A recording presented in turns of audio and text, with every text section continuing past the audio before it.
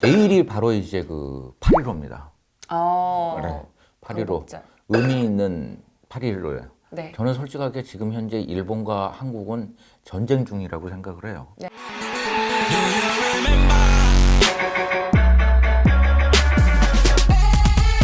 김대우 기자의 스타 채널. 여러분 좋아요와 구독 눌러주세요.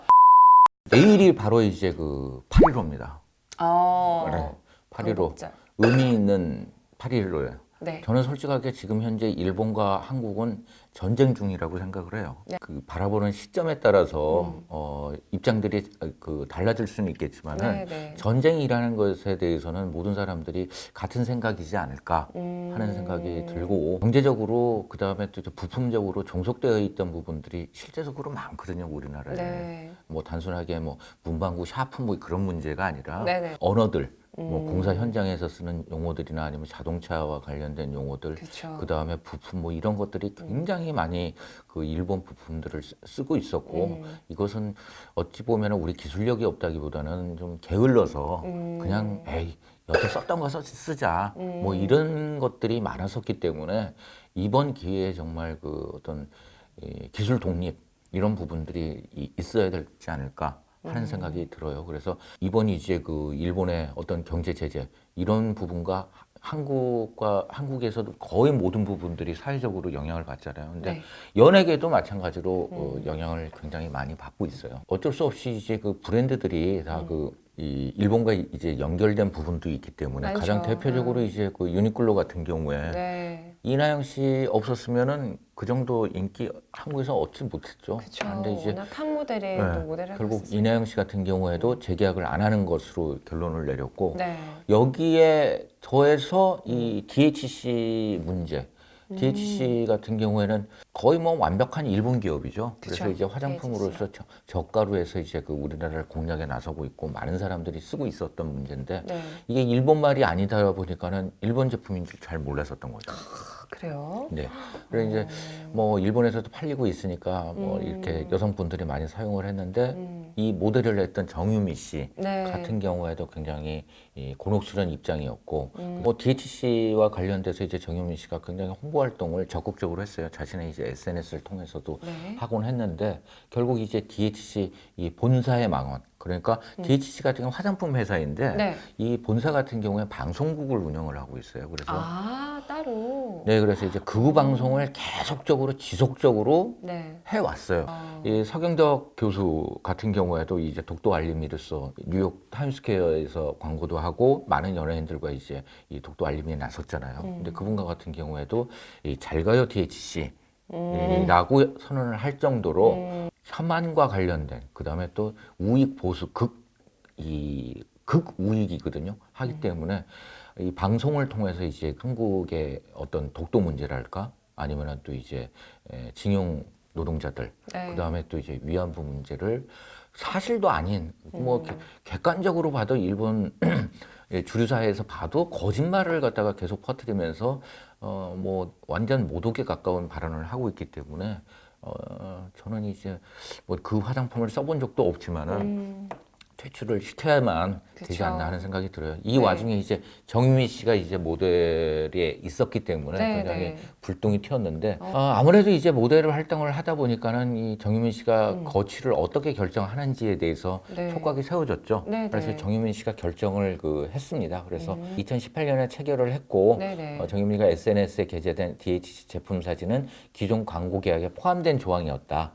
하지만 이번 DHC 본사 측 발언에 중대한 심각성을 느껴서 네. 정유미의 초상권 사용 철회와 모델 활동 중단을 요청을 했다. 그리고 이제 정유미 씨의 SNS 내에 이 DHC 관련 게시물도 삭제를 했고, 더불어 해당 기업과의 재계약은 절대 안 하겠다. 이렇게 그 선언을 했습니다. 그래서 이런 부분들을 뭐 옆에서 부추기는 것 같은 경우에는 어려운 점이 있어요. 하기 때문에 본인들이 결정을 내려준 부분에 대해서 저는 굉장히 이제 박수를 보내고 싶은 그쵸. 생각이 듭니다. 또 이나영 씨 같은 경우에도 지금 탑10 네. 브랜드로 또 옮겨갔잖아요. 그런 것처럼 지금 연예인들도 많이 좀 움직이고 있는 것 같아요. 네. 저는 이제 이 발언 중에서 정말 웃기는 발언을 해요. DHC가 운영하는 이 DHC 텔레비전에서 뭐라고 하냐면은 当時朝鮮人はですね自分たち喋ってることを文字ですることができなかった日本人がハングルを統一してこの文字はこれにしましょうこれはこれにしましょう日本人がハングルを統一して今のハングルできた今の韓国語をきっちり標準語にしたのも日本なんですよ 우센진이라는 단어를 방송 중에 써요. 네? 비협 발언이죠. 여기에 대해서 원래 조센진은 한자를 썼는데 문자화하지 못해서 일본에서 만든 교과서로 한글을 배포했다. 일본인이 한글을 통일시켜 지금의 문제가 됐다. 이런 식의 이제 발언을 하고 있는 거예요. 한마디로 좀 웃기는 그런 그 발언을 왜 그러는지 모르겠어요. 아니 그럼 DHC 같은 경우에는 지금 또 코리아 본부가 따로 있다는 거예요? 네. 오. 그래서 이제 DHC 코리아가 있긴 한데 네. 여기도 이제 뭐 그 한국 사람들이 운영을 하고 있지만은 그 이 문제는 이제 그 다른 문제와는 틀린 문제가 되는 거죠.